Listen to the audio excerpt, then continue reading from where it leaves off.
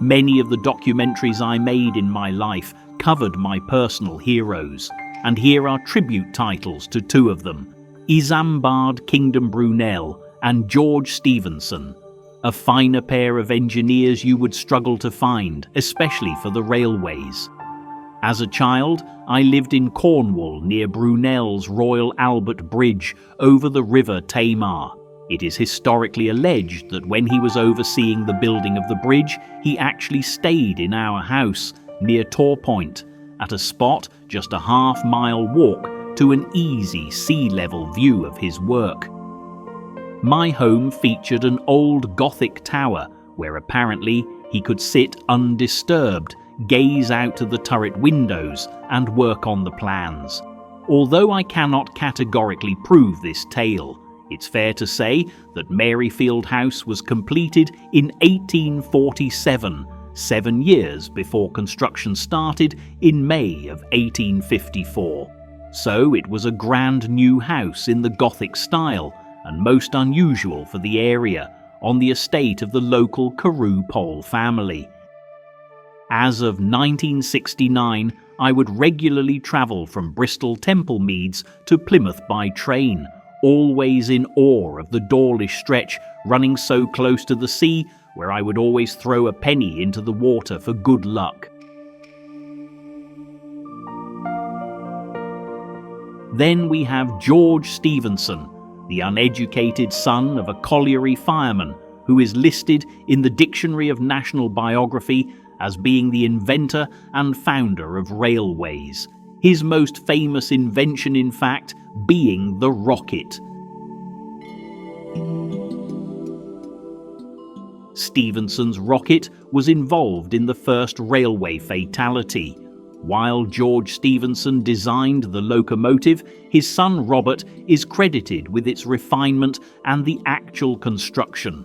On the opening day of the Liverpool and Manchester Railway in 1830, William Huskisson, a Member of Parliament, was struck and killed by the rocket.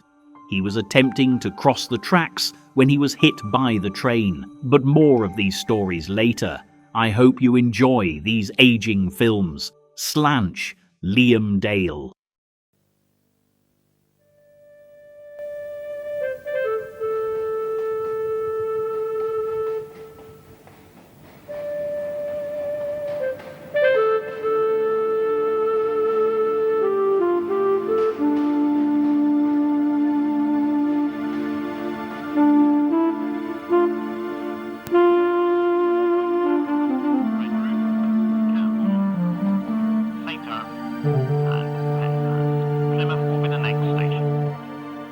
When Isambard Kingdom Brunel, the young dynamic chief engineer of the Great Western Railway, built Templemead Station in 1841, Bristol took its rightful place on the Great British Railway map.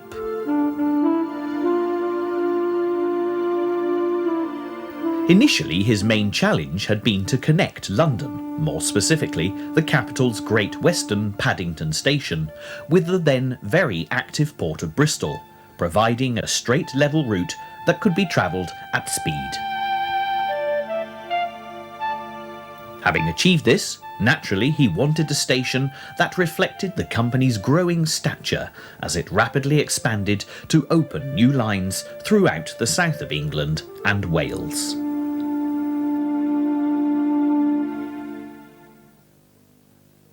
The Great Western Railway, with its beautiful green and gold livery, certainly had a style all its own, and much of this was due to Brunel's dramatically grand ideas. A more recent admirer of Great Western, the Reverend Wilbert Awdry, creator of Thomas the Tank Engine, said, "There are two ways of running a railway, the Great Western way and the wrong way." Brunel would have wholeheartedly approved, because although he was only 27 years old when he was appointed chief engineer, he was not afraid of innovation, and he quickly set a high standard of performance at Great Western. Even today, there are those who interpret the GWR insignia as God's wonderful railway. One of the major differences between Brunel, GWR and the other railway companies was the width of the track used. Since the first railway, the Stockton and Darlington, opened in 1825, with the great George Stephenson as chief engineer, the width, or gauge as it was known, was 4 foot 8 inches. This was because the first carriages used on the railway were horse-drawn, so Stephenson had collected together 100 carts from the neighbouring countryside, measured the widths, and taken the average, 4 foot 8 inches, which was termed as narrow gauge. Brunel, by contrast, used his developing engineering skill to define the most efficient width of track, which he calculated at 7 feet, and this was termed as broad gauge. With new railway companies arriving on the scene, the different gauges soon became a problem, where stations needed to cater for both. And even Queen Victoria and Prince Albert were inconvenienced by having to change trains. Stephenson was asked for his opinion, and his answer was simple. "Make them all the same. They may be a long way away from each other now, but they'll all be joined up one day." Looking at the modern-day computer screens at Temple Meads, flashing up arriving and departing trains from all over the country, it's easy to appreciate just how right Stephenson was. When a royal commission was set up by Parliament in July 1845 to settle the issue, Brunel was convinced that his scientifically designed broad gauge would prove its superiority and win the day. The narrow gauge supporters didn't question the validity of broad gauge, but argued that as it was in the majority in terms of route mileage, it should be the preferred width. The government agreed, and although initially Brunel was allowed to keep and extend his broad gauge on the GWR for a limited time, all new companies had to use the width of the old farm carts, which changed its name from narrow to standard gauge, and of course is still in use today. This was desperately disappointing for Brunel, and sadly it wouldn't be the only occasion when Brunel's great engineering skill would fail to gain the recognition it deserved.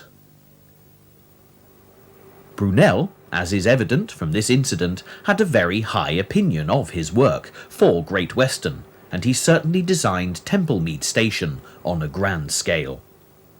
He opted for a Tudor-style facade, screening the train shed, accommodating 2 platforms with the siding between them. This was then covered by a wooden hammer beam roof of medieval style, spanning an incredible 72 feet.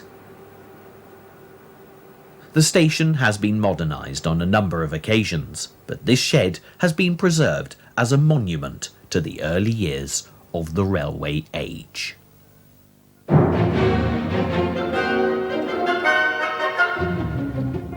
The interior of the station was styled fashionably, using Gothic revival, completing the stylish station in keeping with Brunel's rather elegant vision. Temple Meads may have been instigated as a terminus, but before it had even opened, the Bristol and Exeter Railway had begun to run trains to the south. The company had no station of its own, and for convenience built their offices to the right of the main station in Jacobean style. This was not difficult, as the Bristol and Exeter was also running on broad gauge track. The Bristol and Gloucester Railway had the same advantage, and soon became the third railway to share Temple Meads. After opening for business in 1844, the Bristol and Gloucester was quickly swallowed up by the Midland Railway the following year. This was a wonderful opportunity for the Midland, as it had been trying to force its narrow gauge into Bristol for some time. After considerable opposition from Great Western and substantial legal argument lasting 9 years, the Midland finally succeeded in 1854. The extra volume of trains soon meant that the station needed to expand, and permission was granted in the Bristol Joint Station Act of 1865. However, a clause was added that there was to be no interruption of traffic while the work took place. Needless to say, this made the task considerably more difficult, and it took until 1876, the year that the Bristol and Exeter amalgamated with GWR, to complete the work. In true Victorian style, the facade became very ornate and decorative, and Brunel, who had died in 1859, would have been delighted with the magnificent new train shed, described at the time in glowing terms. The roof consists of an immense span without a single column, braced together by a series of iron suspension rods and arched girders. Its extreme lightness of lofty, curvilinear character gives it a graceful appearance.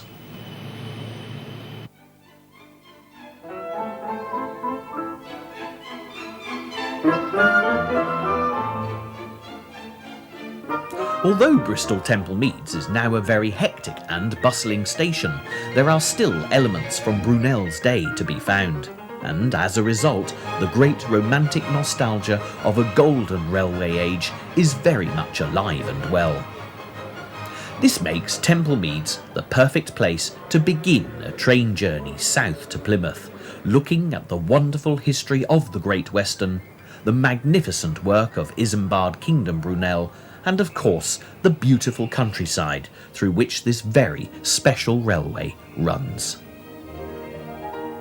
There's a strong connection between Bristol and Brunel, and prior to departure it's worth taking a minor detour to visit Clifton Suspension Bridge and the SS Great Britain, both magnificent examples of Brunel's unique engineering ability. When Brunel first addressed the problem of building a bridge over the Avon Gorge, he was just 24 years old, and he had little experience of bridges. Having a famous engineering father, Sir Mark Isambard Brunel, no doubt aided the young man in terms of credibility.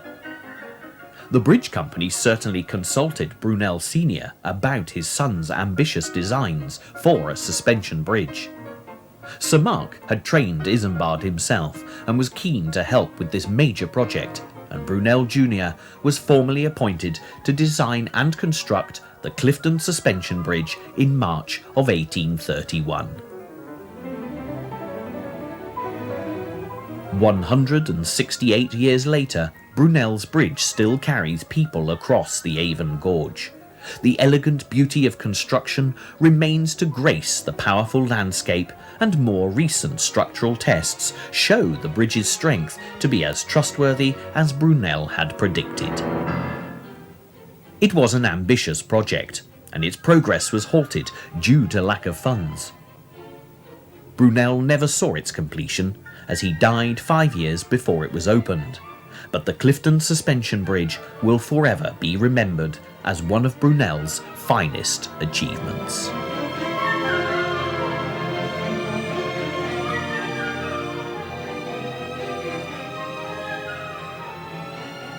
Bristol Dock is the next port of call in search of the SS Great Britain, the first iron-built steamship to be screw-propelled across the Atlantic. Perhaps it was Brunel's father's connection with America that had set him thinking about crossing such a vast ocean. Sir Mark Brunel was born in France and had fled from the French Revolution to New York in 1793, before travelling on to England, where he met Isambard's mother. Equally, it could have been the effect of the Industrial Revolution on transport and trading that led Brunel, in his capacity as chief engineer of the Great Western, to investigate ways of developing a steamship route between Bristol and the New World. His first ship was actually called the Great Western, launched in 1837, and the Great Britain was launched in 1843. After a remarkably varied career, including 80 years as a service hulk in the South Atlantic, the city of Bristol was delighted to welcome the SS Great Britain home, where she has proved to be a very popular tourist attraction.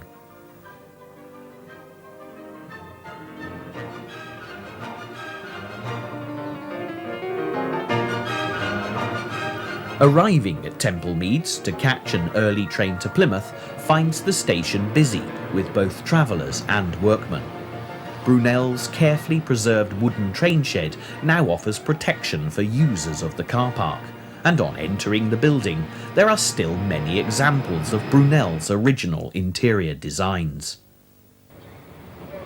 The train pulling into platform 6 may not be as beautiful as the fine steam locomotives of days long gone, but it is at least on time. There's still a definite sense of expectation and excitement as the carriage doors slam shut, the guard's whistle blows, and the train starts moving.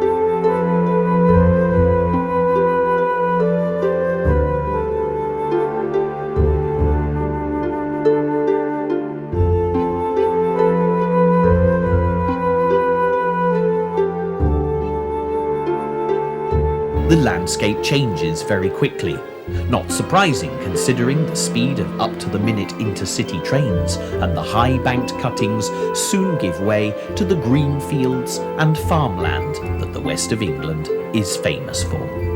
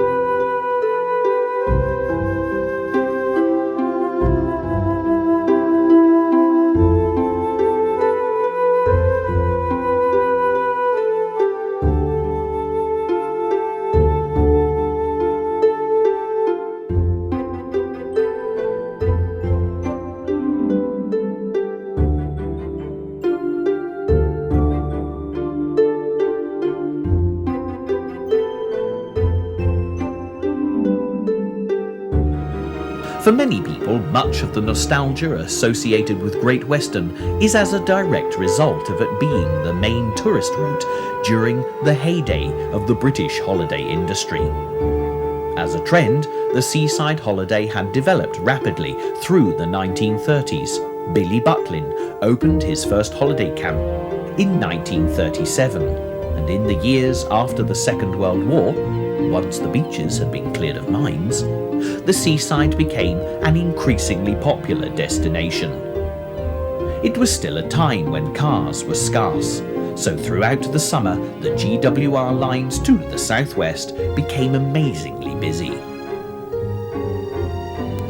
As Saturday was the day that everyone began and finished their holidays, from late on a Friday evening, things got very hectic at stations all along the line in preparation for up to 8 trains an hour full of holiday makers that would be passing through during the next day. At the same time, there'd also be the same number of trains taking passengers home, returning from the southwest. Each service had a dozen coaches apiece, and there was always a restaurant car to feed the thousands of travellers used to regular meals. Separate Saturday timetables were printed, and although the staff of GWR prided themselves on their superior efficiency, delays were inevitable, particularly when the railway twisted and turned along the coastline. By the late 1950s, cars were becoming accessible to more and more people, and 1958 was in fact the last year when over half the visitors to the West Country came by train. The 1960s and 70s also saw a growth in the popularity of foreign travel, and the British seaside holiday went into decline. Fortunately, some seaside resorts have kept their identity, and despite the inevitable growth of amusement arcades, Weston-super-Mare has maintained its traditional reputation for as much sun, sea and sand as the British beach holiday can hope to provide.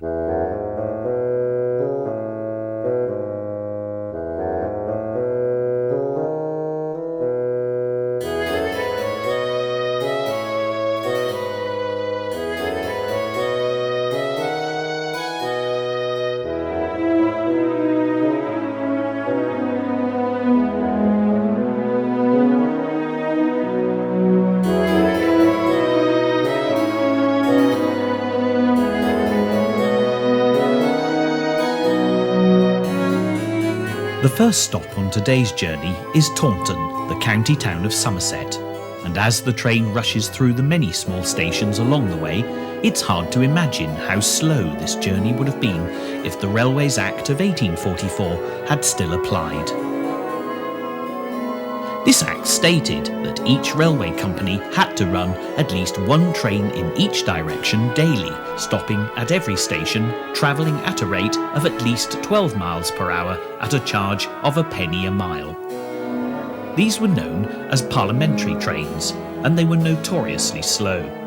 The fare was obviously more economical than first or second class travel, and much to the disgust of the railway companies, there was often a mixture of classes using these trains.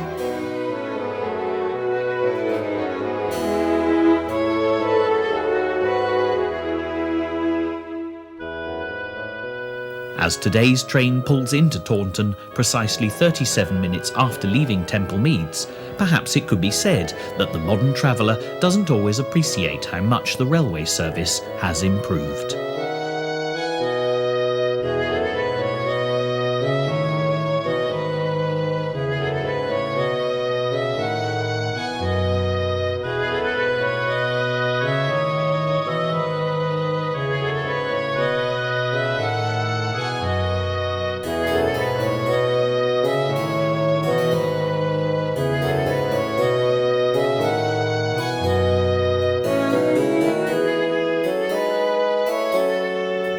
The landscape along this line has changed dramatically since Brunel's day.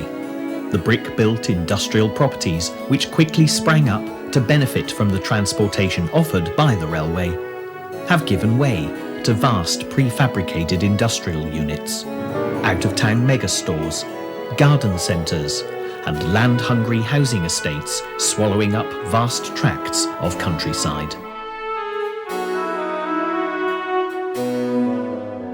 The unmistakable yellow of the rapeseed fields and hazy blue linseed crops have become prolific additions to Somerset's world-famous cider orchards and rich, fertile pasture land.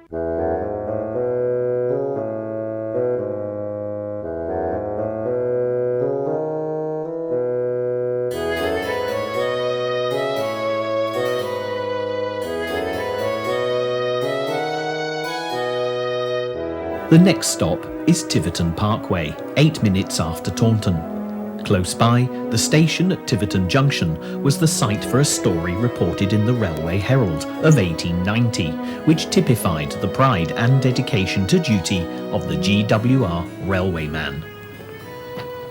An elderly lady on a train that was about to pull out of the station called to a porter to retrieve the sixpence that she'd dropped onto the line. Conscious of the importance of the train leaving on time, the porter handed the lady a sixpence from his own pocket, explaining that he would pick up the coin when the train had cleared the station.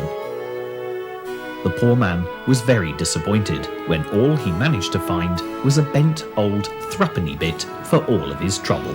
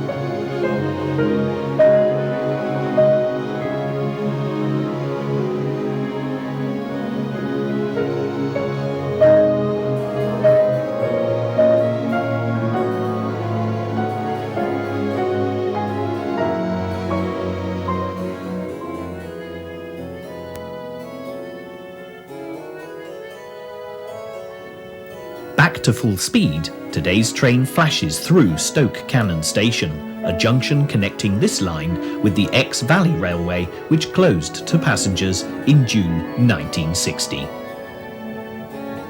Many a holidaymaker to the West Country before that time would have remembered the name of Stoke Cannon, as it was where the waiting trains were held on busy summer Saturdays, hit by inevitable delays going in and out of Exeter.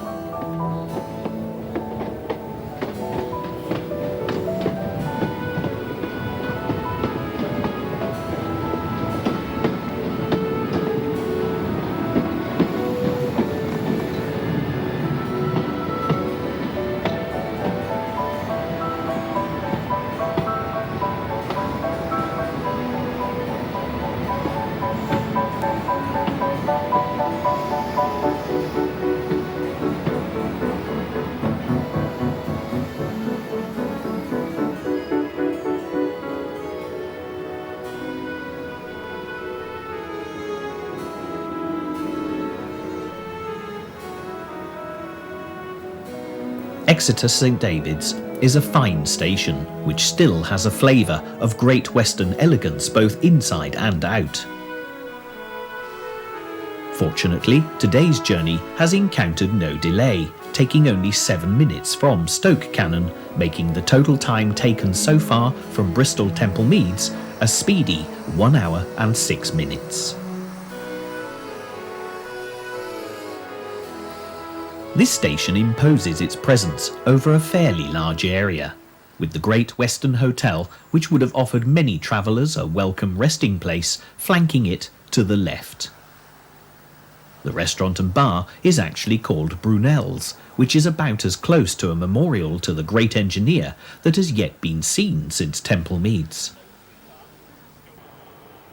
The platforms here are also spacious, with a recently applied coat of green and gold paint on the fine wood and metal fixtures, providing a perfect setting for those meeting loved ones, bidding others farewell, and for the train spotters happily prepared for an exciting day with camera and notebook. Travelling through the Somerset and Devon countryside, the herds of cows grazing alongside the railway are as important a part of the nation's milk production as in Brunel's day. Today's farmers may have to contend with European community directives and milk quotas, but in the past, transporting milk by rail without the benefit of refrigeration evidently brought its own problems, and the GWR Staff Guidebook, which does make fascinating reading, contained some very sensible advice. Milk should be placed as far as possible in the shade. Care must be taken to stand the trolleys so that they will be well clear of the open doors of incoming and outgoing trains. The thought of milk churns flying down the station platforms after being hit by opening train doors seems comical, but it's highly probable that these wise words were recorded for posterity after a messy accident with rather a lot of spilt milk.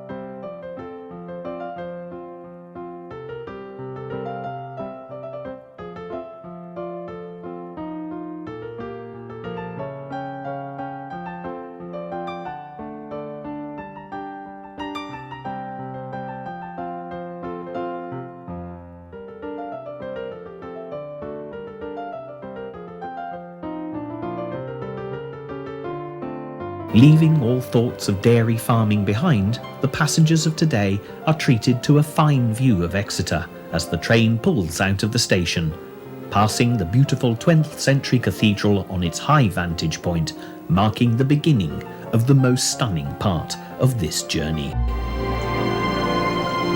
As the estuary of the River Exe widens, it becomes more and more certain that the first sight of the sea is not far off. By the time the train rushes through the little station at Starcross, about 10 minutes after leaving Exeter, the sea stretches out invitingly to the left-hand side.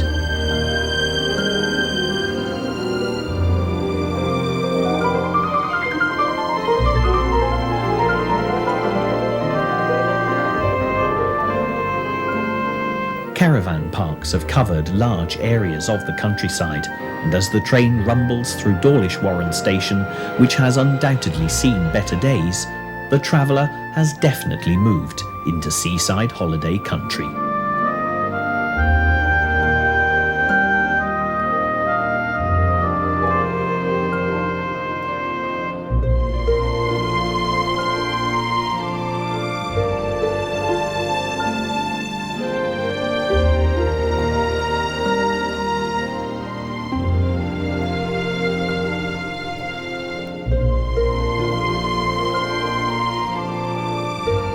The curving railway track, following the edge of the coast, has by this time slowed the pace of the train, giving the passengers an opportunity to see the stations through which they are travelling.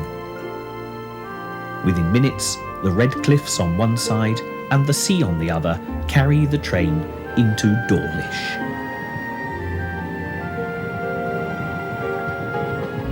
The town may of course look more attractive in bright sunshine, but with the station signal box displaying a prominent "To Let" sign, and many of the Regency seafront houses looking to be in need of renovation, the whole atmosphere is rather dilapidated.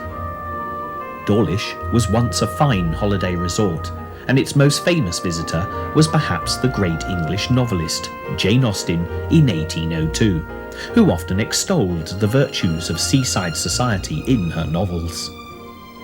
The lady herself is said to have had a secret romance with a gentleman she met at the seaside, which may of course explain her obvious fondness for the sea in her writing. If the townscape at Dawlish is disappointing, the fabulous scenery and the remarkable railway engineering at this point on the line are most definitely not. The sandstone rock formations are certainly arresting, and as there are 5 tunnels in quick succession, the blinking eyes, adjusting to extremes of light and dark, see the landscape through a dramatic perspective.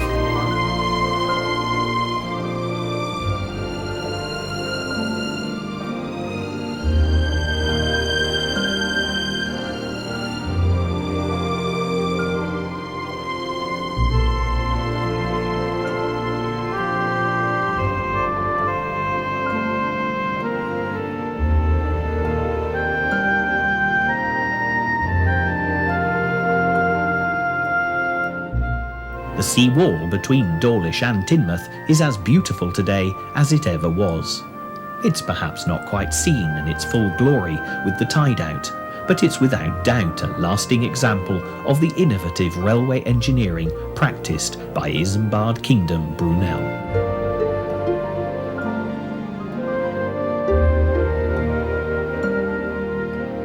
Teignmouth is the next station, and the last seaside resort passed through before the train turns back inland towards the next stop at Newton Abbot.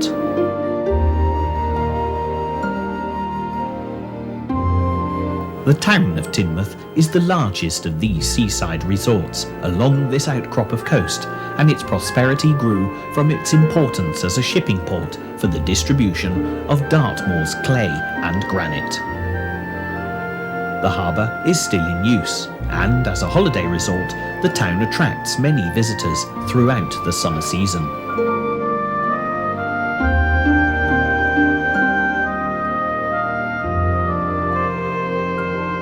Once away from the coast and its winding railway tracks, the train seems to pick up speed again, and within a few minutes it pulls past the Newton Abbot racecourse into this still busy but attractive station. There are some old railway buildings, but it's evident that many older buildings have been demolished. Newton Abbot became an important station in the 1840s, and trains from here would either branch off to the English Riviera resorts of Torquay and Paignton, and further on to Dartmouth and Kingswear, or continue, as is the case today, on to Plymouth. Newton Abbot was also the location for another of Brunel's great experiments. As an engineer, Brunel had been impressed with the atmospheric railway system, which operated by plates passing under a continuous leather flap to pistons in an iron pipe laid between the rails. Pumping engines were then placed at intervals along the line, which could then create a vacuum inside the iron pipe. This in turn would draw along the pistons, which enabled the attached trains to move. Brunel planned to extend the system all the way from Exeter to Totnes, and by September 1847 it was being operated as far as Newton Abbot. Although the theory was perfectly workable and the idea was a very sound one, problems developed with the leather flaps. Unfortunately, the 19th century could not provide alternative materials, so only a year later the atmospheric system was discontinued and the line was converted to run with steam locomotives.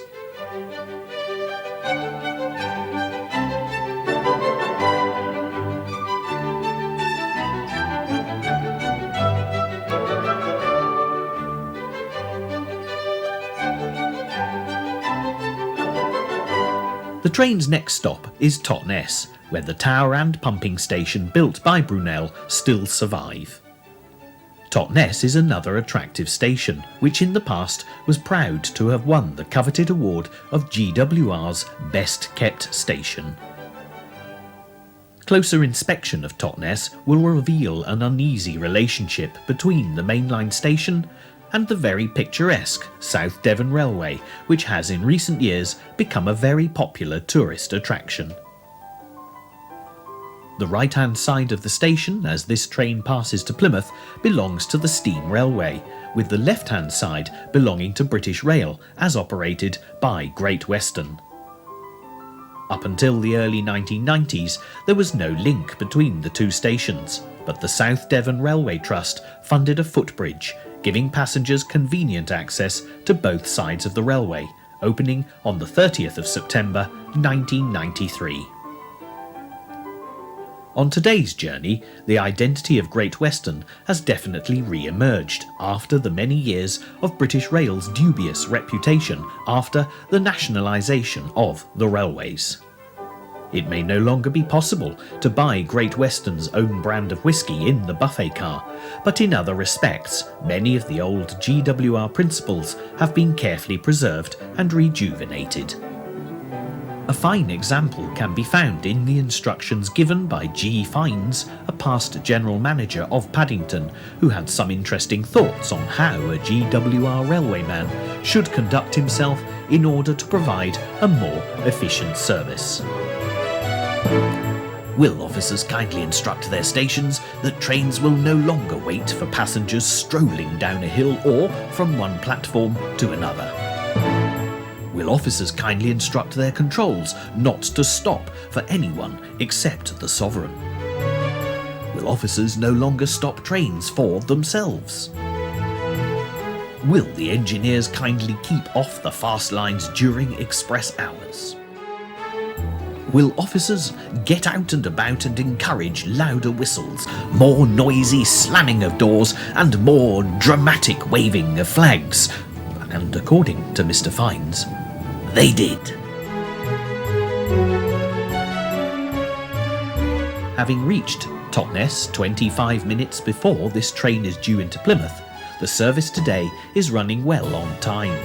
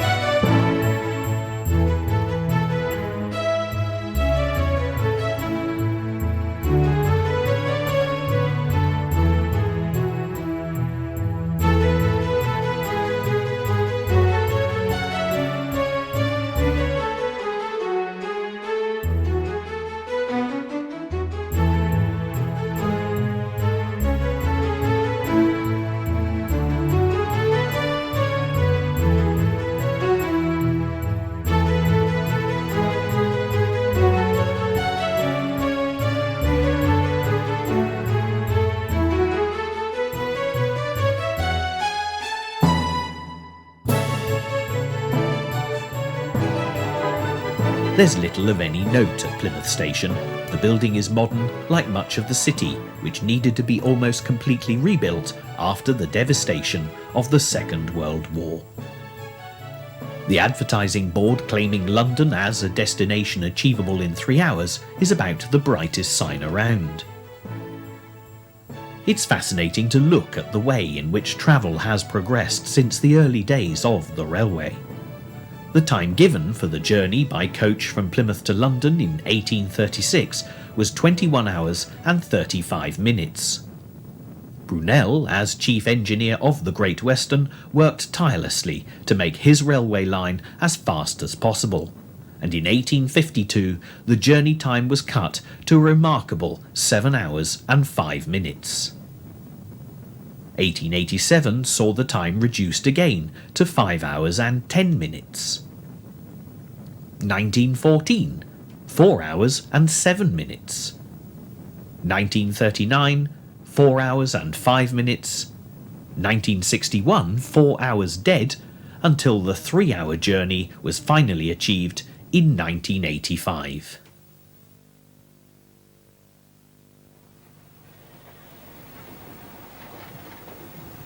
On a grey, damp day like today, arriving in this decidedly unlovely part of Plymouth, any traveller could be forgiven for being tempted by the promise of a speedy departure. This may be a sad indictment for one of England's greatest historical cities, but a short taxi or bus ride will reveal some of Plymouth's most famous tourist attractions. As a harbour, Plymouth is full of contrasts, with ancient stonework sheltering all types of shipping, ranging from the most traditional of fishing craft to the most technologically advanced ocean-going vessel. The original port, Sudtone, was mentioned in the Domesday Book of 1086, with today's harbour and sea lock still bearing the name, only slightly altered through the centuries to Sutton.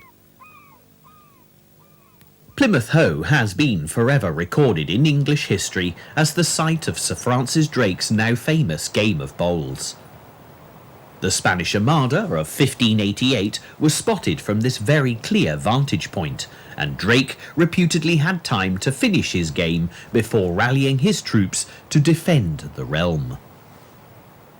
More relevant to Brunel on the grassy Hoe is the red and white lighthouse which was transported here after years of service at the Eddystone.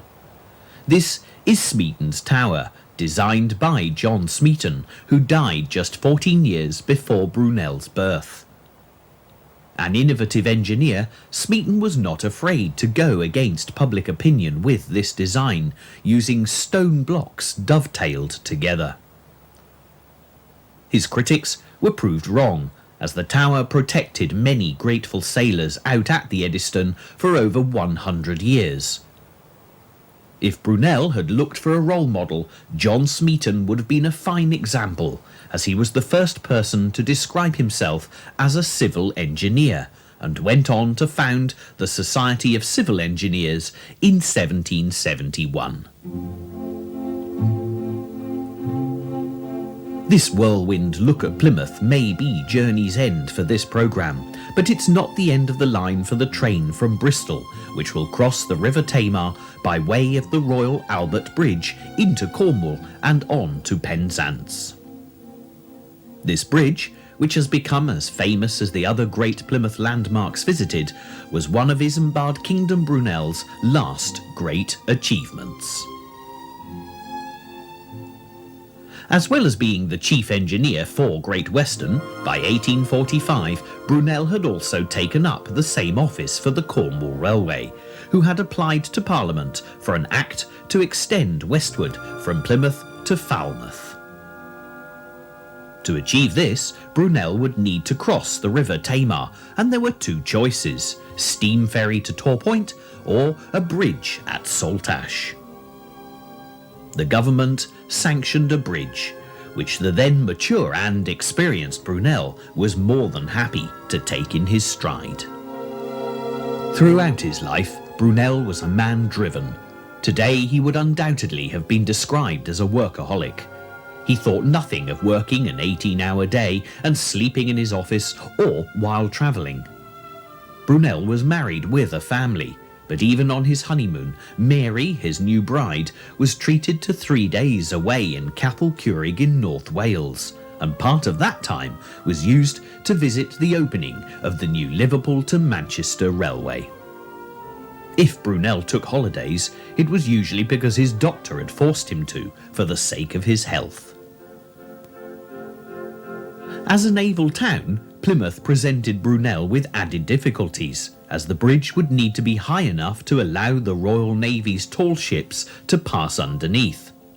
Also, when Brunel started to investigate the rock platforms on either side of the river, he found that on the eastern side there was between 3 to 16 feet of mud above it, making his original plan to cross the river with a single span impractical.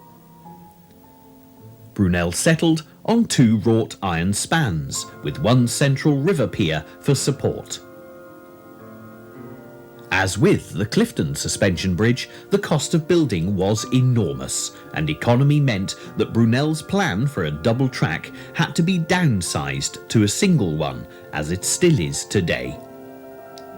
This is somewhat hard to believe given the volume of today's traffic using this line, but advances in modern signalling have at least meant that inconvenience is kept to a minimum. Brunel planned to float the prefabricated spans of the bridge out on the high tide, one at a time, using the rising water to lift them from the shore and using the falling waters to lower them into place on the piers. For the first span, Brunel took charge of the whole operation on the 1st of September 1857. There was no margin for error, as the event had aroused so much interest that a public holiday had been declared in Saltash. Crowds of people came out to watch as Brunel, using an elaborate system of flag waving, put his plan into action. The tide rose soon after midday, and by 3 o'clock the tide fell, leaving the span positioned perfectly on the piers. It took 10 months to build the span to its full height, and as Brunel was by this time heavily committed with the launch of his ship the Great Eastern, it fell to others to float the second span into position. On the 3rd of May 1859, the Great Saltash Bridge was officially opened by Prince Albert to scenes of great rejoicing. Sadly, Brunel was not there to see this. His health had deteriorated due to the constant strain of the many projects he had undertaken. For Brunel, this was extremely distressing. Naturally, he wanted to see the results of his labours. The Cornwall Railway, in gratitude for his efforts, prepared a special wagon in which Brunel could lie on a couch and be drawn over the majestic spans of his Royal Albert Bridge. It was just months after this that Brunel collapsed and died. He was 53 years of age.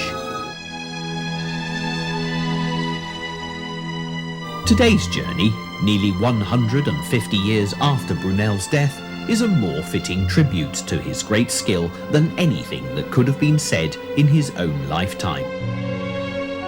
The Clifton Suspension Bridge still takes people safely over the Avon Gorge. The SS Great Britain still gleams in Bristol docks.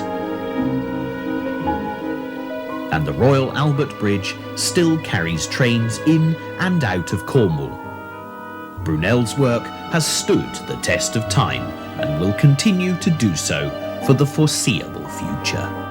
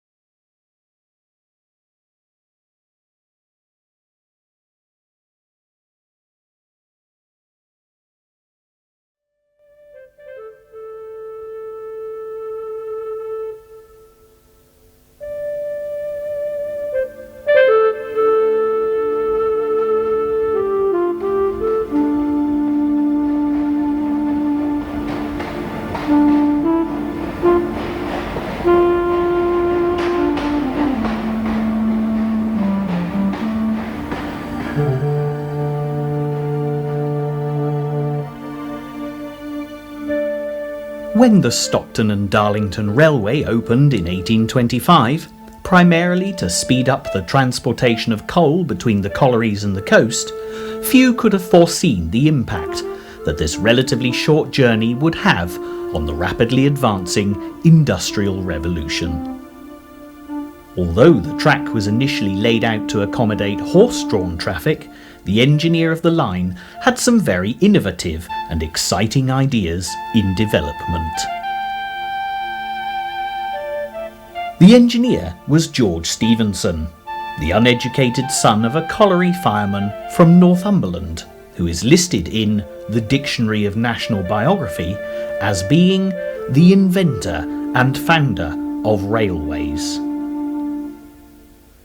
Born in 1781, Stephenson's lack of schooling didn't hinder his interest in engineering, and he quickly learned his future trade working with the steam engines commonly used in the pits for pumping and winding. Stephenson became convinced that the steam locomotive was the railway's future, and he built his first prototype in 1814. At the Stockton and Darlington, his locomotion hauled the inaugural train. However, the bulk of the passenger trade continued to travel in horse-drawn carriages. When George Stephenson was subsequently appointed as engineer for the Liverpool to Manchester Railway in 1826, he was presented with an opportunity to put his theories to the test. The directors of the company suggested the use of stationary engines and rope haulage, which Stephenson vehemently opposed. In 1829, the directors staged the Rainhill trials to see whether a locomotive could be found that was capable of meeting their requirements. A prize of £500 was offered, and 5 locomotives were entered. Stephenson and his son Robert built a locomotive especially for the trials. Appropriately named the Rocket, it was the convincing winner, reaching a world record speed of 30 miles per hour. Consequently, when the Liverpool to Manchester line opened in 1830, steam locomotives were used exclusively. The venture was a success from the outset, with the line carrying more passengers than had ever been expected, and as a result, the great railway revolution developed rapidly over just a few short years. With an efficient transport system in place, both Liverpool and Manchester benefited greatly. Manchester rapidly became the cotton capital of the country, and it soon became evident that the industrial districts of Lancashire and Yorkshire needed to be linked by railway, as the towns of Halifax, Bradford and Leeds developed with the growing woolen and textile industries. There was, however, one major obstacle in the way of the developers once they had reached Manchester, namely the Pennines. Known to many from vaguely remembered geography lessons as the backbone of England, this range of hills certainly presented the Manchester and Leeds Railway with a major challenge.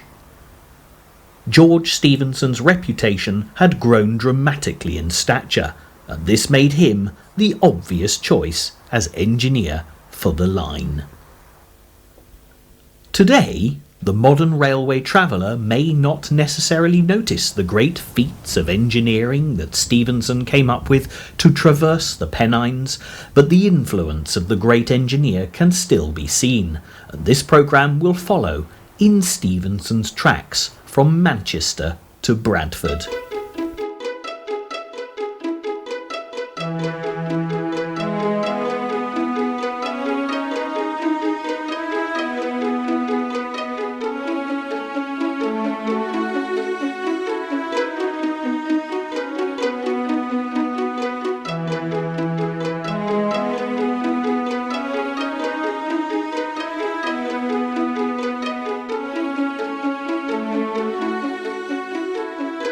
As a modern city, Manchester has a very popular claim to fame thanks to Manchester United's high profile in the world of football.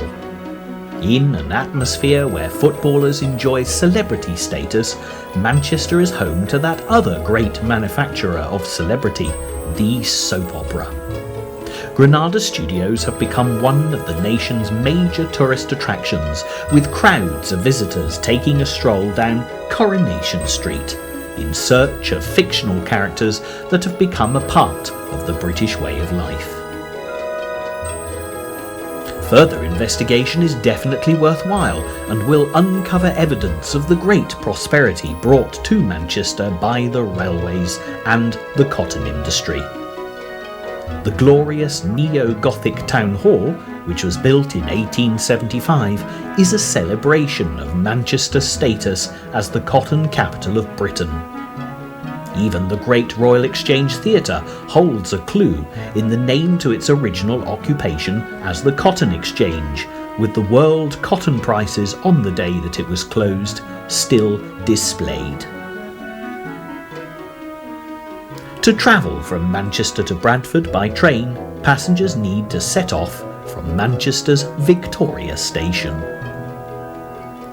When the line was first in operation, the southern terminus was on the Oldham Road, but when it was decided to join the line to Stephenson's very well established Liverpool and Manchester, a diversion was made to Hunt's Bank, with a new station opened on the 1st of January 1844, named after the young Queen, Victoria.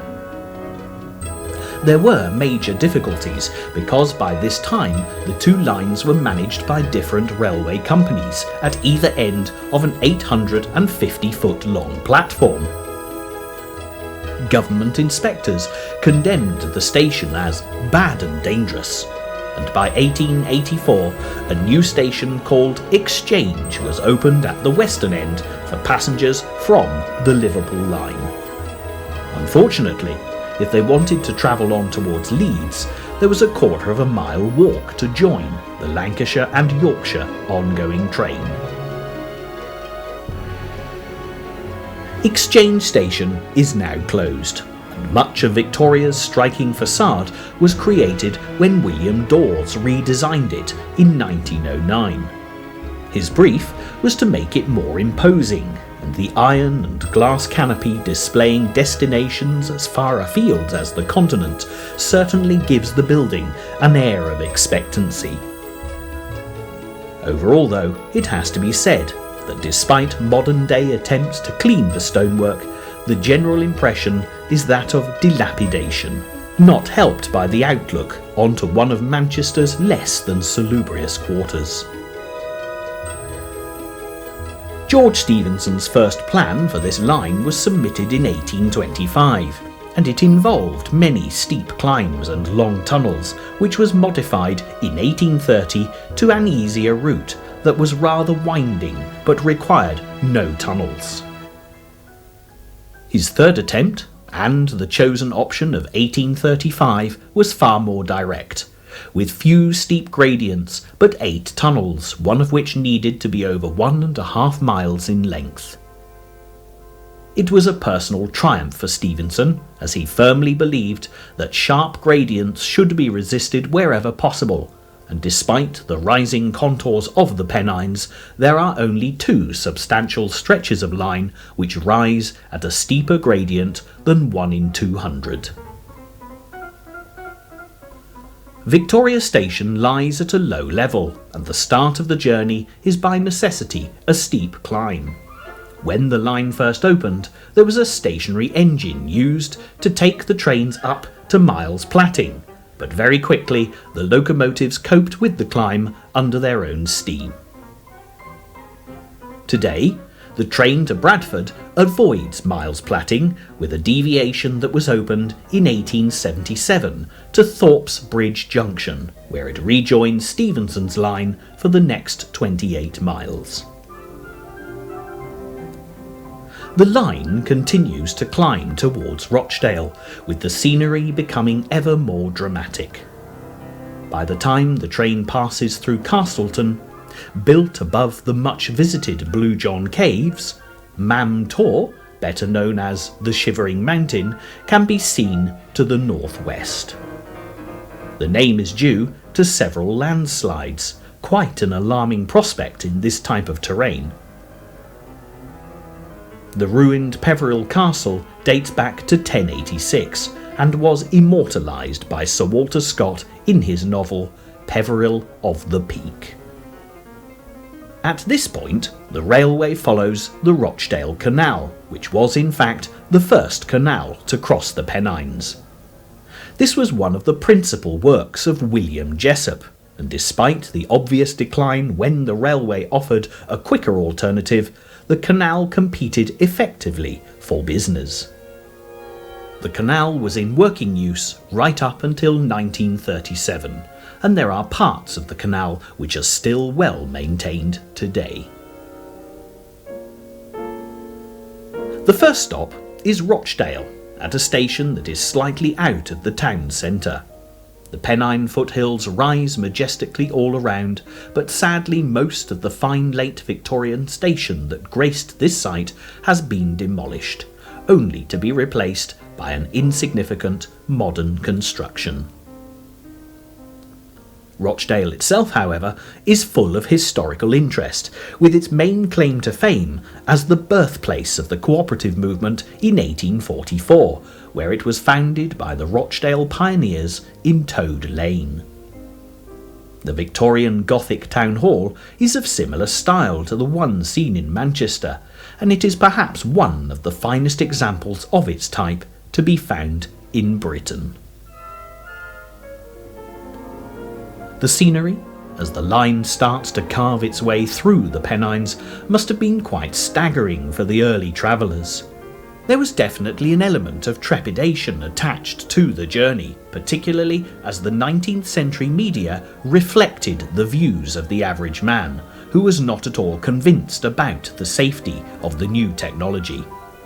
Matters were not helped by the disaster that occurred at the opening of the Liverpool and Manchester Railway by the Duke of Wellington in 1830, when William Huskisson, a Member of Parliament, was run over and killed by Stephenson's rocket. The press, needless to say, reported the event extensively due to the high public profile of all concerned, and it's interesting to note some of the other contemporary theories about railway travel that were widely publicised in the newspapers. It was a commonly held belief that passengers would be suffocated in the tunnels and made nervous wrecks by the noise. The appalling speeds reached would cause passengers to become both blind and deaf.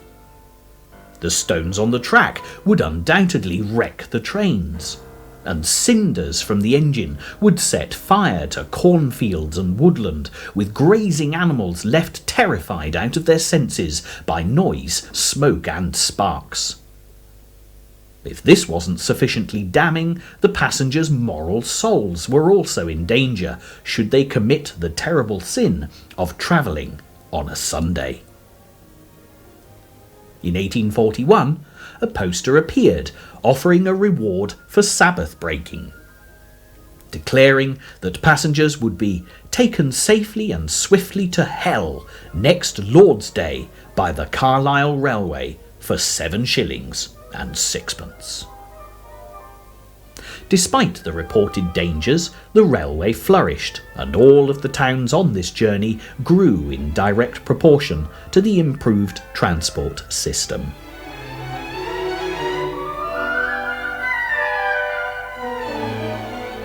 Once past Rochdale, the gradient flattens out a little as the train heads for one of the most dramatic features on this journey. After a 2-mile stretch of level track, the train starts the steady climb up to Summit Tunnel, stopping at Smithy Bridge, which is a new station replacing an earlier one that was closed in 1960. The train then travels just a short distance to the next stop, carried on a stone viaduct through the centre of Littleborough, where the station gives pride of place to a plaque commemorating the opening of the line from Manchester in 1839. As the train approaches Summit Tunnel, the line runs through a narrow rocky pass, side by side with both the canal and the Todmorden Road.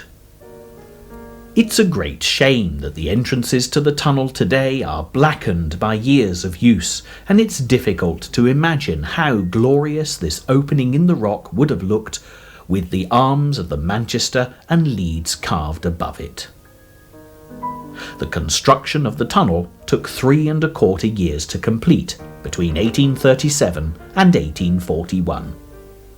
Up until the building of the Summit Tunnel, George Stephenson's son Robert had been responsible for the longest tunnel, the Kilsby on the London to Birmingham Railway, measuring 2,426 yards. Summit, on completion, measured a magnificent 2,885 yards, but this claim to fame was short-lived, as that other engineering son of a famous engineering father, Isambard Kingdom Brunel, completed his box tunnel on the Great Western Railway just 4 months later, outdoing Summit, measuring 3,212 yards. There was another tunnel being constructed through the Pennines at this time at a place called Woodhead between Manchester and Sheffield. This tunnel measured 5,302 yards, but it did take 7 years to build, opening at the end of 1845. Isambard Kingdom Brunel was born in 1806, 2½ years after Robert Stephenson in 1803. The two men were often in direct competition as engineers for rival railway companies. Robert's father had ensured that his son received the formal education he had missed out on before teaching him all there was to know about engineering. Sir Mark Brunel, Isambard's father, was also a famous engineer, and he, like Stephenson, taught his son from his own experiences. This may well have been the basis for an affinity between Robert and Isambard, because they certainly respected each other's work, even when they differed in opinion, as in the case of width of track, more commonly known as gauge.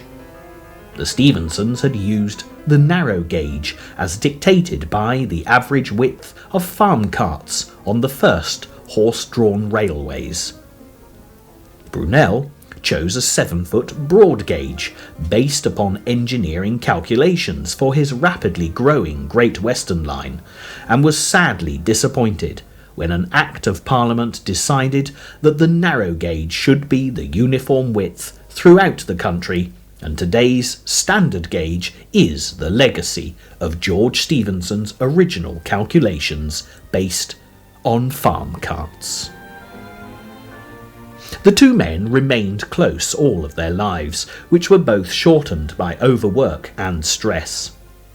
Brunel died at the age of 53 in September 1859, and Robert Stephenson died a month later in October, just 4 days before his 56th birthday. The health of both men had been destroyed many years earlier, and they shared a last meeting dining together on Christmas Day 1858 out in Egypt, where they were both involved in engineering projects.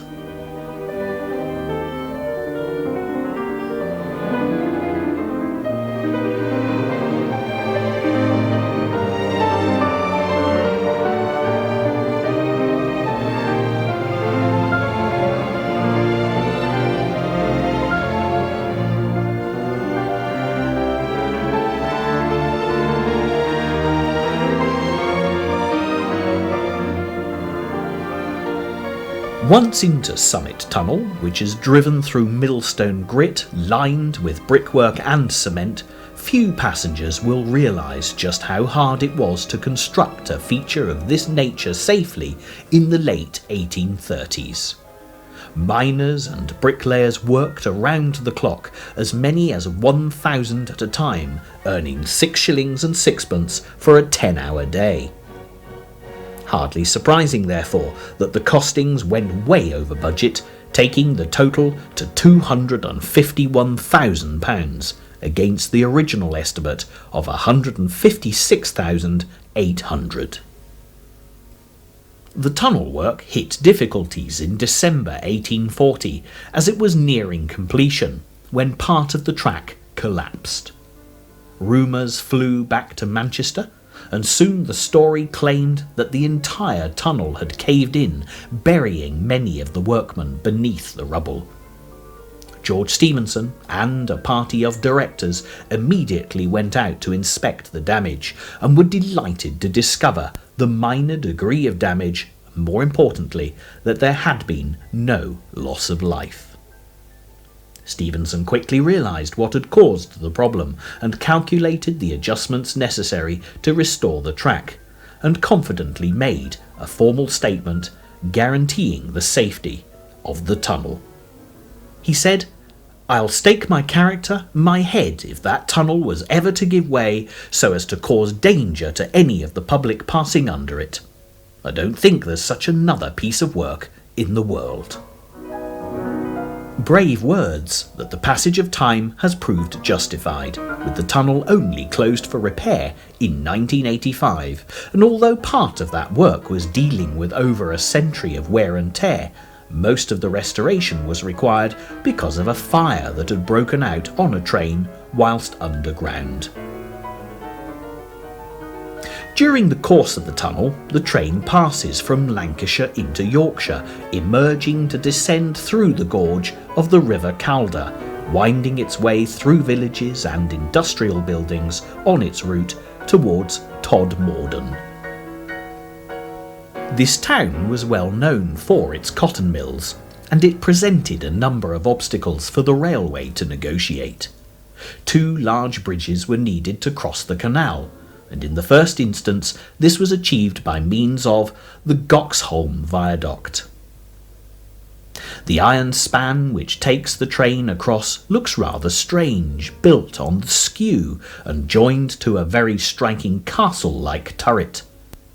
The second bridge is less ornate, crossing the canal at the southern edge of the town, and is part of the Todmorden Viaduct. The railway is carried over 9 arches through Todmorden, where this train makes its 4th stop.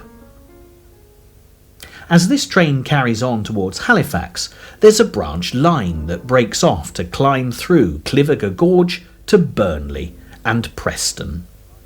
Opened in 1849, the line was then closed for many years, before reinstating a passenger service in 1985. 3 miles out of Todmorden at Charleston, Stephenson's engineers encountered a sandy hill in terrain that was too unstable to take the tunnel that had been planned. Consequently, they curved the line around the hill, but the design was responsible for a terrible accident in 1912, when a Manchester to Bradford express train hauled by a 242 tank engine became derailed at high speed, resulting in the deaths of 4 passengers. The Yorkshire landscape presented many difficulties, not least at this point in the journey the choice of where to place stations along the very narrow Calder Valley. After Todmorden, the line descends towards Sowerby Bridge, passing through some historically interesting stations. At Hebden Bridge, this train's next stop, the original station was rebuilt in 1909. The turn-of-the-century building has a very nostalgic feel to it, and great care has been taken to restore and maintain the station since British Rail completed the very sympathetic renovation work in 1985. Hebden Bridge itself is an attractive town constructed of old stone where Hebden Water meets the River Calder. The town's name comes from the old Packhorse Bridge, which was built in 1510, which of course made this an important crossing point. The steep, cobbled Packhorse route is still in existence and known as the Buttress. It leads up to Heptonstall, which grew up as a weaver's village. Hebden Bridge also has another claim to fame, because it has the only factory in Britain today appropriately named Walkleys that still produces clogs. At the height of the Industrial Revolution, the factory workers of northern England became synonymous with clogs, which were no doubt the most sensible and economic form of footwear available at the time. The countryside here is a dramatic mixture of wild open moorland and blackened, cramped industrial conurbation. To the north of Hebden Bridge, the passenger is treated to beautiful views of Hardcastle Crags, where 400 acres of woodland has been preserved with mill ponds and riverside walks. Moving away from Hebden Bridge, the line continues its descent, stopping next at Mytholmroyd, where the station was built in part over a viaduct with a subway connecting the platforms that was actually constructed beneath one of the arches.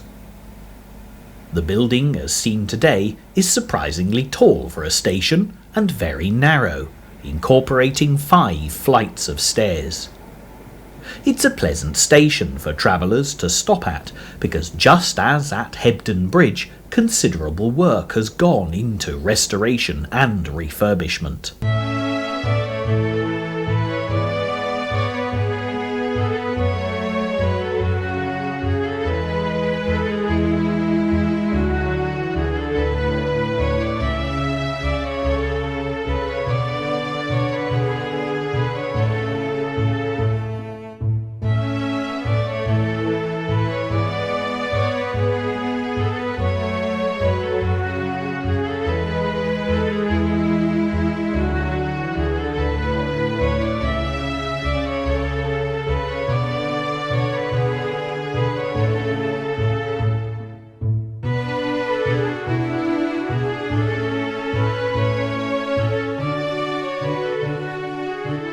From the train at this point in the journey, at the surrounding Yorkshire countryside, passengers are confronted by a bleak yet stunningly beautiful landscape that is often referred to as Bronte country.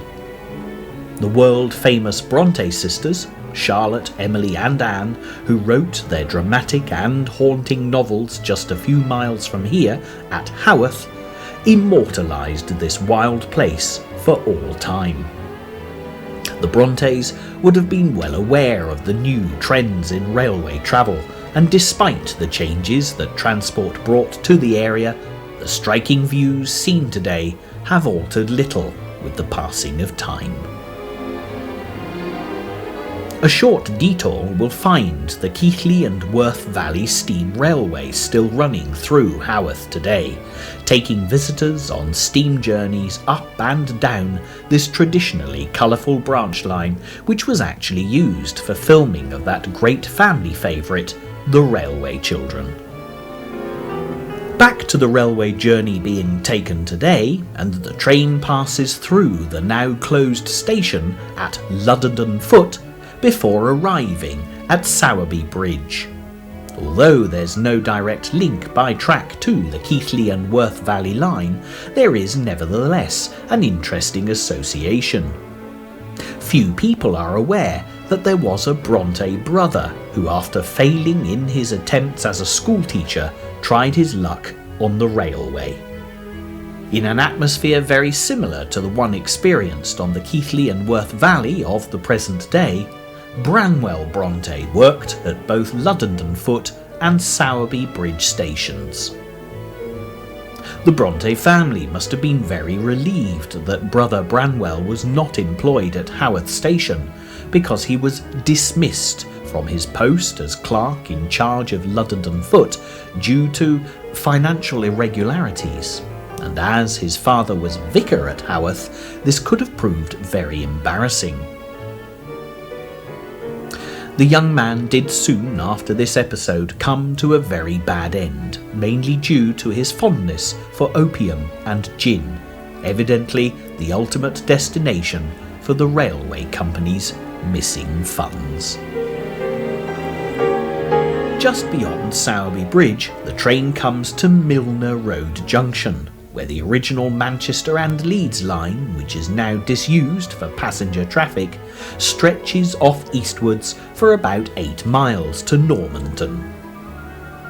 In the first instance, the Manchester and Leeds Company had bypassed Halifax altogether, but due to its rapidly growing importance as a textile centre, a branch line was opened in 1844.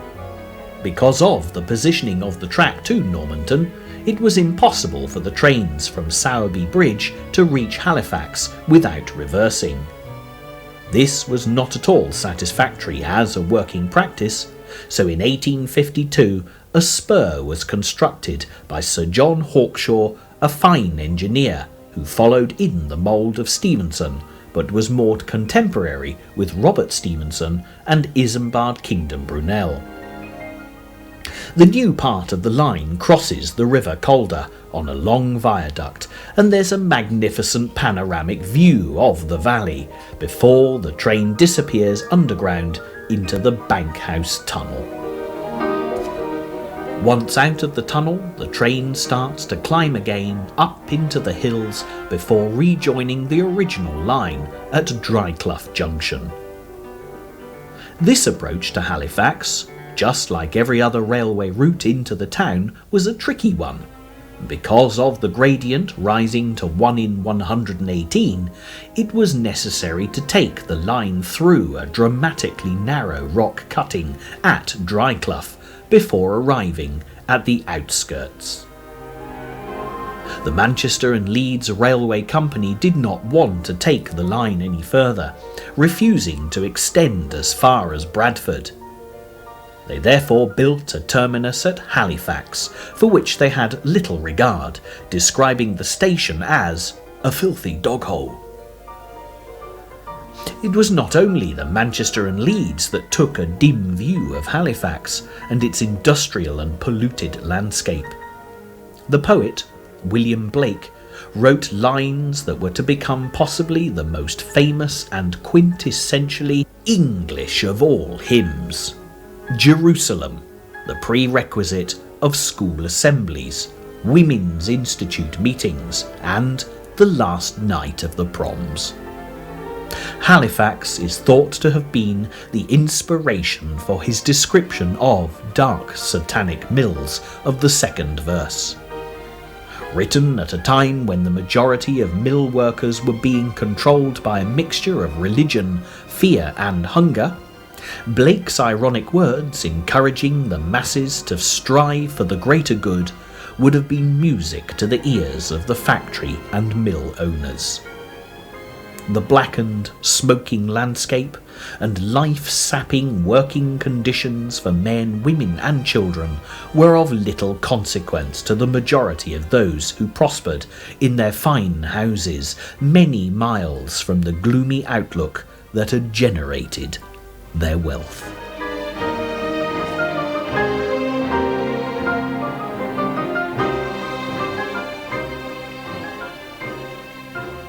And did those feet in ancient time walk upon England's mountains green? And was the holy Lamb of God on England's pleasant pastures seen? And did thy countenance divine shine forth upon our clouded hills? And was Jerusalem builded here among these dark satanic mills?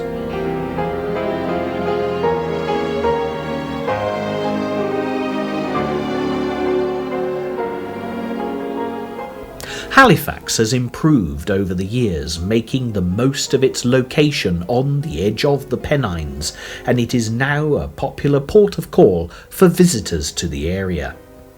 As a wool town, Halifax became a major textile centre during the Industrial Revolution, and Peace Hall still stands today, the only surviving cloth auction hall in Britain. Despite the Manchester and Leeds refusal to take the line on to Bradford, there were a number of rival speculators who wanted to take on the venture, and eventually a West Union Railways Company was formed in 1846. The Manchester and Leeds did not escape responsibility quite so easily, however, as just 3 months after formation, the West Union Railway ran into difficulties. forcing the Manchester and Leeds to take over the project. Sir John Hawkshaw was responsible for laying out the line to Bradford, and it was opened in 1850. The ghastly Doghole station was completely demolished, making way for a new Halifax station in 1855. Fortunately for the railway historians, part of the main building, which was designed by William Butterworth, still survives today. Hawkshaw was not faced with an easy task. There were no steep gorges as negotiated by the earlier part of this line, but it was necessary to cross two hills, one after the other, before the steep drop into Bradford. Tunnels were a must, and of the original 7, a mixture of long and short, 6 are still in use today. The first one this train comes to is Beacon Hill, 1,105 yards in length, with an entrance that owes more to a castle for its architecture than any railway construction. Shortly after emerging, the train turns east across Clifton Beck, carried by the magnificent Hall Bottom Viaduct, which stands 114 feet in height.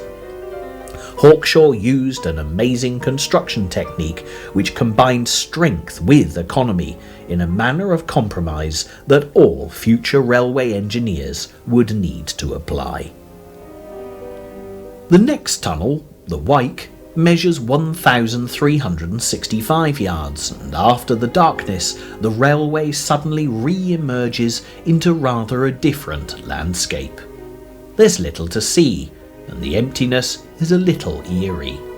This is Low Moor, and although no longer in use, it was once the most important junction on this section of the line. In the 1790s, one of the biggest ironworks in Yorkshire was founded here, and by the time the railway first came, this way it employed 4,000 men.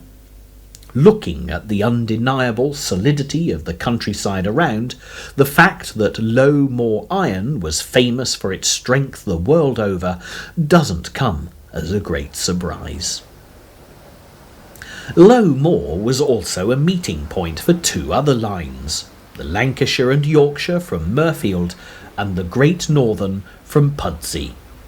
It was here that trains from Manchester were split, with the front portion going on to Leeds and the rear section making its way to Bradford. This practice continued for a number of years with all traffic, but as they got faster, the task was performed before the trains left Halifax. Up until the 1880s, the Lancashire and Yorkshire services had a dreadful reputation for lack of punctuality, and for any passenger caught here in the cold, waiting for the Leeds and Bradford train to come, must have been most uncomfortable. There was nothing for them at Low Moor, unlike the station at Maryfield, which even provided a billiard room for passengers who were delayed. After Low Moor, the train turns due north and into the 1,648-yard Bowling Tunnel, before descending at a gradient of 150 into Bradford.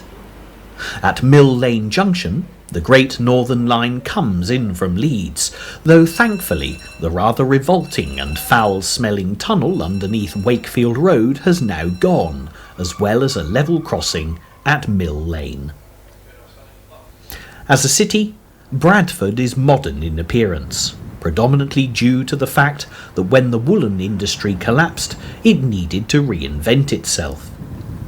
This has proved successful in many ways, with the National Museum of Photography, Film and Television built in 1983, proving to be a fine example, enjoying the status of being the most visited museum outside London. For many railway enthusiasts, the loss of Bradford's exchange station is a tragedy, and the small, modern, uninteresting concrete replacement is little consolation. The only redeeming feature is perhaps the fact that it has been combined with the town's bus station and has been given the appropriate name of Interchange, making it the undisputed centre for public transport. This is a formula that many future town and city planners may need to consider if they wish to encourage more environmentally friendly city centres. Before dismissing Bradford, though, as lacking any railway buildings of note, the traveller should take the time to visit the Victoria Hotel, which used to face the old station forecourt. The construction of railway hotels was an important source of additional revenue for the railway companies, and Victoria was a valuable part of Great Northern's empire. Although it was built independently, the Great Northern bought it in 1893, and the hotel remained in railway ownership until 1952.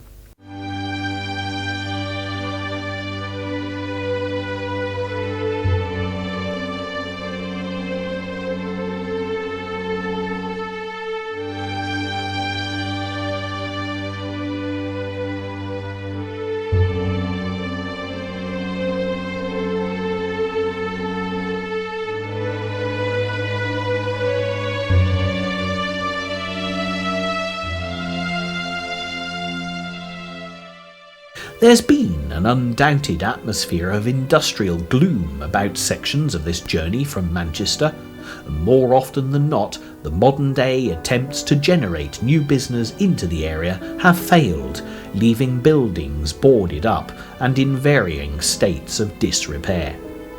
Hopefully, though, this journey will also have highlighted some of the great natural beauty and dramatic examples of industrial architecture that are scattered over this sometimes inhospitable landscape. Having travelled to Bradford and seen the disappointing modern interchange station, it may appear that this journey is ending on a down note. But a short detour beyond the city centre will find the wonderful and very unexpected village of Saltaire. The railway to Keighley, home of the steam society viewed earlier, passes close by after following the Leeds and Liverpool Canal northwards out of Bradford. To say that Saltaire is a mill village grown out of the Industrial Revolution would be true, but misleading, because the first site of the Italian Renaissance buildings carefully laid out in the heart of the Yorkshire countryside certainly comes as rather a pleasant surprise. The village was built by Sir Titus Salt between 1852 and 1877, and he was one of the few mill owners of the northern textile industry to make careful provision for the workers he employed. Salt's mill was built in the style of an Italian palazzo, and it was even larger than St. Paul's Cathedral, as well as being the largest textile mill in the world. Evidently, he was concerned with the moral welfare of his workers, because he placed his beautiful Italian-looking church, now Bradford's United Reformed Church, directly outside his factory gates. Saltaire covers 25 acres, made up of 900 buildings contained in 22 streets. Most of the streets are named after members of the Salt family. It is also interesting to note that the 1853 gallery in the heart of the village contains the biggest collection of David Hockney paintings, a modern bespectacled icon who is one of Bradford's most famous sons. And what of the famous father and son who were responsible for the development of the railway, and more particularly the course of the journey taken today? For George Stephenson, his involvement with the Manchester and Leeds Railway was one of his last great works. The practical application of engineering skills to a particular problem, in this case crossing the Pennines, was what Stephenson was so very good at. Throughout this programme, comparisons have arisen between the Stephensons and the Brunels as the two great engineering families of the railway age. It's been said that the Stephensons were inventive, practical and sagacious, with the Brunels being ingenious, imaginative and daring. This railway journey today would certainly confirm the validity of such a statement, because despite the mountainous nature of certain sections of the journey, there's not a moment when the passenger feels the slightest concern for their safety. Comforting as this may be, perhaps by today's standards there could be room for just a little more daring. History recognises George Stephenson, and he knew himself that locomotive power would bring with it dramatic change, saying these words before he presented his case. "Gentlemen, I will do something in coming time which will astonish all England."